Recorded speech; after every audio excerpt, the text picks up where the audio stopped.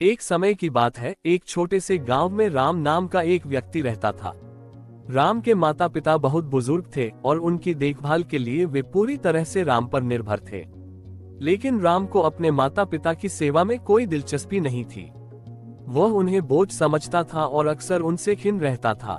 राम की पत्नी भी उसकी तरह थी।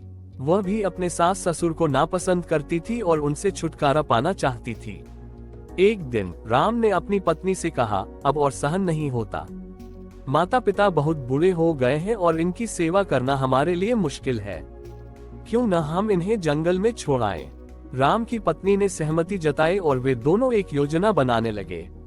अगले दिन राम ने एक पुरानी गाड़ी तैयार की और अपने बुजुर्ग माता पिता को उसमें बिठाकर जंगल की ओर चल पड़ा। रास्ते में उसके पिता ने पूछा, बेटा हमें कहाँ ले जा रहे हो?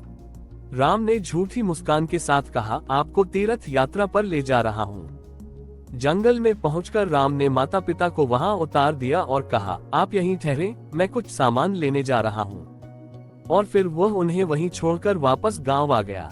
कुछ समय बाद राम का बेटा, जो इस पूरी घटना का साक्षी था, अपने पिता के पास आया और बोला, पिताजी जब मैं बड़ा हो जाऊंगा और आप बूढ़े हो जाएंगे तो क्या मैं भी आपको इसी तरह जंगल में छोड़ आऊंगा? राम को ये सुनकर बहुत बड़ा झटका लगा। उसे अपनी गलती का एहसास हुआ।